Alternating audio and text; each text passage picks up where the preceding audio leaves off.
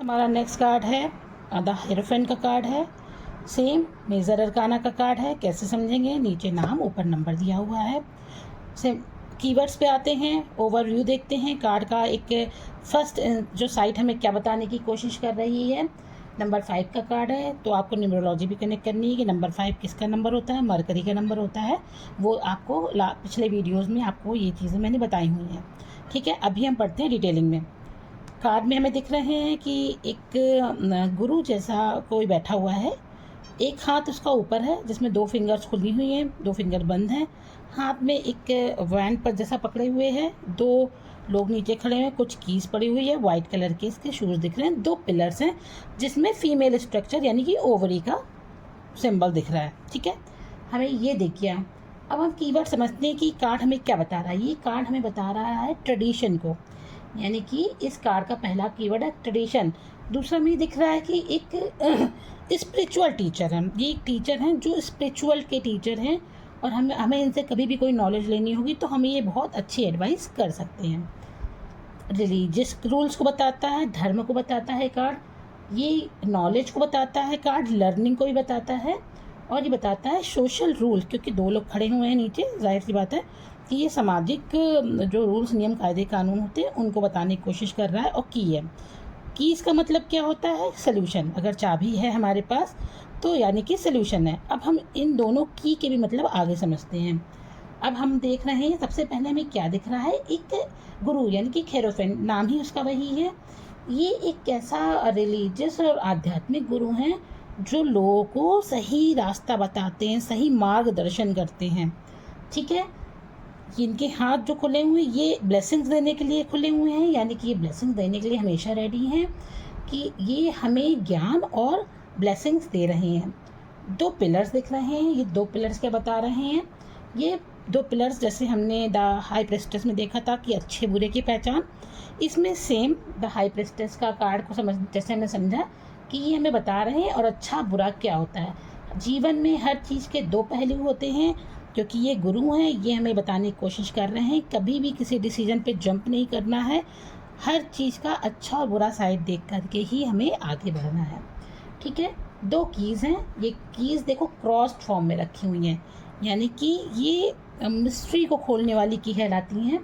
Tarot card में इन चाबियों को बोला जाता है कि ये मिस्ट्री ओपन करती हैं, एक दुनिया के राज हमें बताती हैं और एक अपनी इनसाइट यानी कि हमारी सोल के कुछ सीक्रेट्स होते हैं जो हमें बताते हैं।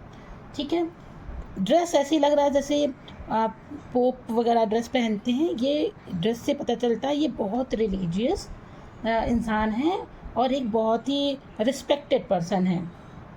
अब कार्ड अगर हमारे पास सीधी कंडीशन में आता है, कार्ड हम पुल करेंगे, अगर ये सीधे फॉर्म में अपराइट डायरेक्शन में आता है तो यानी कि हमें हमेशा सही टीचर के कहे अनुसार चलना चाहिए।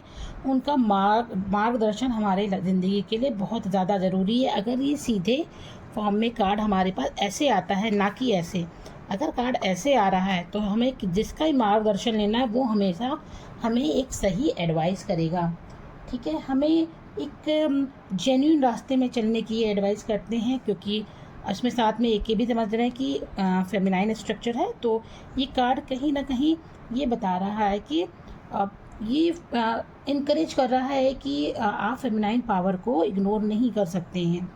ठीक है, ये धर्म से जोड़ना हमें बता रहा है कि कार्ड क्यों बता रहे हैं।